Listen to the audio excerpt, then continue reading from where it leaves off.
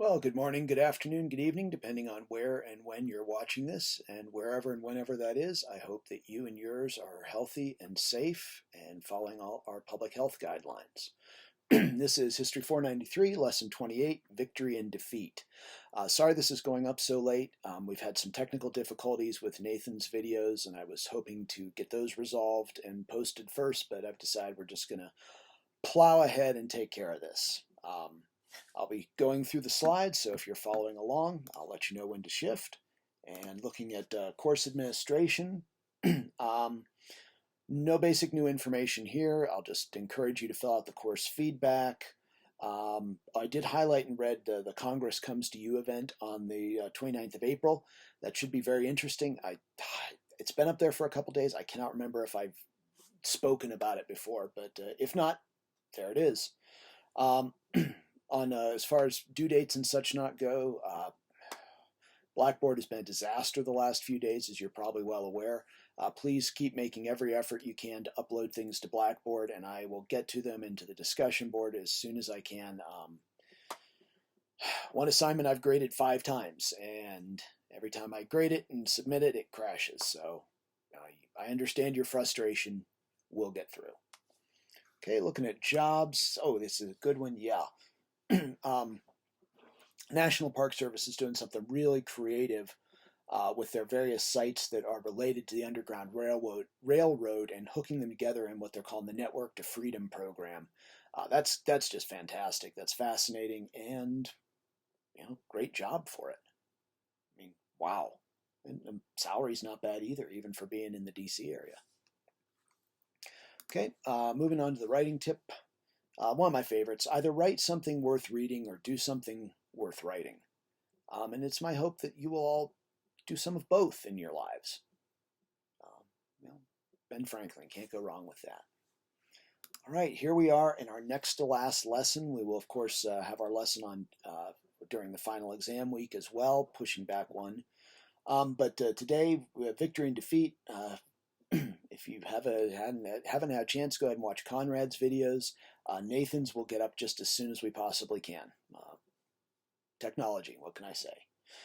Then we're looking forward to Conrad and Tristan finishing things off with War's End and Aftermath next week. Okay, going through the texts for today. No Simple Victory, The Big L, Engineers of Victory, and Why the Allies Won have been covered or will be covered by our 2 presenters, leaving me with Michael Burley's Moral Combat, Good and Evil in World War II, and with Ruppenthal's 2-volume set, Logistical Support of the Armies, Volume 1 and Volume 2.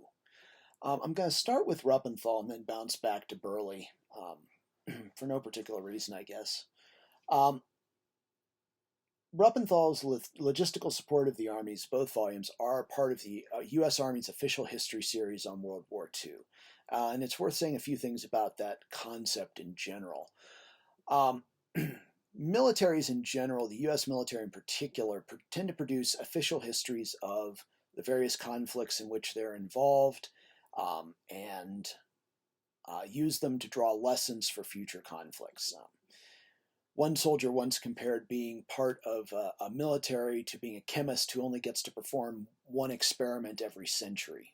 Unfortunately, wars tend to occur more frequently than that, but there is an idea that the lessons of wars have to be absorbed in order for militaries to develop new ideas for new wars as they're coming. And the U.S. Army's efforts to study World War II are remarkably extensive. Because the original editions were published in hardcover with green bindings, they're sometimes called the Green Books, but they cover most of the major campaigns and various aspects of the war, the various services of support, so the Chemical Warfare Service, the Quartermaster Corps, the Transportation Corps, the Medical Services, the General Staff, just remarkable ways of slicing the U.S. Army's effort. And this one, the logistical support of the armies, this refers to logistics, which Conrad's already defined nicely in his discussion of the Big L, focuses on logistics in the European theater in World War II. The first volume takes us from May of 1941, so just at the point where the United States starts to seriously consider its involvement in World War II in Europe. Note that's even before Pearl Harbor, to September of 1944, which is when the Allied dash across France, the breakout from Normandy, and the race across France really begins to peter out and come to a halt. And then the last volume, second volume, takes September of 1940 through September of 1944 through the end of the war in May of 1945. So Ruppenthal is by taking on logistics overall is handling all aspects. So everything from transportation by sea, by land, by air, the provision of supplies, of ammunition, of materiel, medical evacuation. So it's a general survey, a general study based on a geographic and chronological approach. So what he's doing is he's looking at the various topics over time. It's mostly a narrative history, a lot of things happening, and that's what official histories generally are. They're the story of what happens. But there's also a fair amount of analysis involved in Ruppenthal's work. He makes some important judgments about the whys of logistics and evaluations of how the various commanders used logistics or the choices they made. For example, the choice to prioritize combat forces over support forces, which makes a lot of sense if you're fighting an invasion, but it also sets the Allied armies up for their near collapse after the dash across France. So there simply weren't enough trucks and support personnel to support that kind of rapid advance for very long, and thus the Allied offensive against Germany runs out of steam in September of 1944, also leaving the United States and the British and the other Allies vulnerable to the German counterattack in December of 1944 that results in the Battle of the Bulge. A lot of insights to be had in here about choices, about relative allocations. One walks away from this work with a very firm understanding that logistics is the art of the possible, and it really doesn't matter what sort of strategic brilliance you have. If you cannot get the forces and the supplies to where you need them when you need them, it doesn't matter how brilliant you are, you're going to fail. That's the way it is. So Ruppenthal's work is very useful in that regard. I'd also like to say just one more word about official histories. Ruppenthal is an employee of the U.S. Army when he writes these books, and they take him several years. So if this sort of task appeals to you, if the ability to dig into the archives and to talk to people who are involved in these events, to really write serious history, involve you, if that excites you, then working as a government historian, especially in the military, isn't a bad route for you. Here it is. I mean, these works came out in the 50s and 60s, and they're still the standard for some of these topics. So that's not a bad legacy to leave behind. Well, speaking of leaving behind, as we move on from Ruppenthal and look at Michael Burleigh's Moral Combat, not In Moral Combat, Good and Evil in World War II. Burleigh is a non-academic historian. So he doesn't work in academia. He makes his living writing history. And he adheres to all the scholarly conventions. So this is a very well-documented work with lots and lots and lots and lots of sourcing. It's very thorough with a good bibliography and lots and lots and lots of notes, pages upon pages in what is a fairly thick book. So what Burleigh is essentially doing is not writing a general history of World War II. There have been lots of good ones of those, but he is evaluating the morality of the combatants in World War II, not from a philosophical point of view, but from a historical point of view. And that's kind of a difficult concept. Morality is usually a philosophical or a religious concept as opposed to a historical one. But what Burleigh is setting out to do is essentially write the history of moral decision-making, if you will. What he does is he evaluates both the moral choices of the high commands and societies as a whole, so the moral choices of Nazi Germany, the moral choices of the United States, etc., but also the moral decisions of individuals. So he's really going sort of from top to bottom and back in this study. Burley is a very good writer, which in this case is kind of a bad thing, because he provides very vivid and very thorough descriptions of horrific things. When he's dealing with the morality of the small, he talks about individual choice to kill or not to kill and under what circumstances. And he links that then to the morality of the large, to the societies. He concludes that the Allies, Britain and the United States, did some really horrible things in the war. The strategic bombing of Germany, the destruction of cities, the retaliatory execution of prisoners, specifically SS soldiers that were captured, rarely survived to make it into prisoner of war camps, and the atomic bombing of Hiroshima and Nagasaki. At the same time, he argues that you cannot draw a moral equivalence between the bad things that the Allies did in pursuit of a good cause with the bad things that the Germans, specifically Nazi Germany and the Japanese to a lesser extent, did in pursuit of horrific causes. He refers to the Axis powers as predators, that they were seeking to take things that weren't theirs and to destroy people that had done them no harm. And that makes the things that they did in pursuit of those goals even worse than doing bad things in pursuit of defensive goals.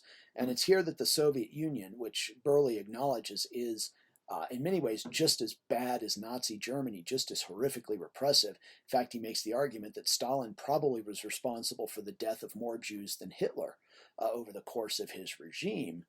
But nevertheless, because the Soviet Union is fighting a defensive war, that gives its cause a more moral standing than Nazi Germany, despite the horrors on both sides. Within this overall argument, he places the individual moral decisions of people into their own context. And this is where it gets really hard to read and painful. Didn't know you were signing up for this when you signed up for the course, did you? But there's a lot of bad stuff going on. One that stuck with me in particular, just one of those images that's really hard to shake, are German Einsatzgruppen, so the death commandos, who carried out the execution of almost half of the victims of the Holocaust.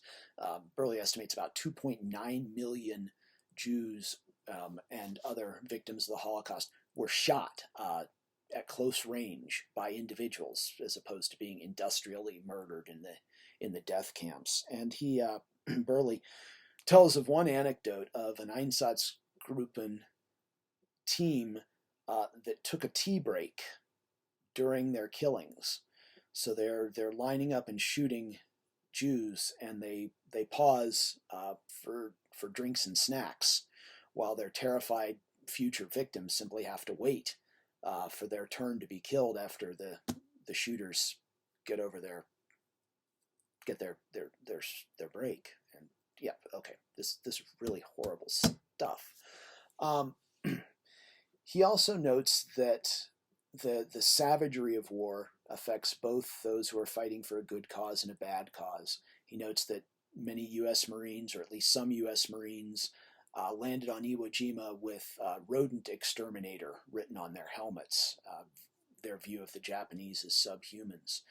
But he does argue that there is a lack of moral equivalence between the two sides. There is a difference between the bombing of Hiroshima and Auschwitz. They're very different things. There's a difference between a bad thing pursued in a bad cause and a good thing pursued in a bad thing pursued in a good cause. So all that being said, the book is very strong on its discussions of Europe and Nazi Germany. That's really where Burley's specialty lies. He's written a lot about, he's actually written a somewhat similar book about Nazi Germany. He's much weaker on the Far East. He's much weaker on the Japanese War. And in some ways, his work is a little bit dated.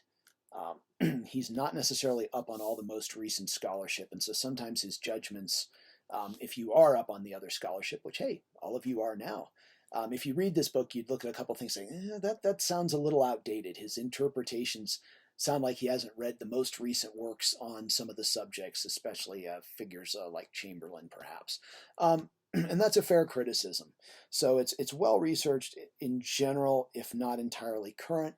It is a very wide-ranging book, and when you write a wide-ranging book, there's usually, you can tell a little bit of difference between the parts where you're really an expert and the parts where you're stretching yourself a bit. That being said, it's a worthwhile book, and definitely a different way of looking at World War II. And Burley does, I think, ultimately prove his final conclusion that the Allies deserve to win, that there is something to be said for fighting for the better cause.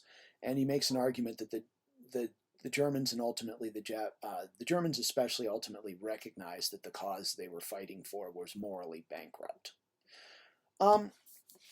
So all that being said, man, I've got to find another phrase, don't I? Because that's not a, I'm overusing that one. But that all being said, I look forward to seeing Nathan's videos once they are up to speed. Oh, I knew there was a reason I was dragging. When I'm dragging like that, I realize it's because there's something I've forgotten. And that's what I've forgotten is that Conrad asked me to address the concept of the history buff and why Kennedy is kind of defending them.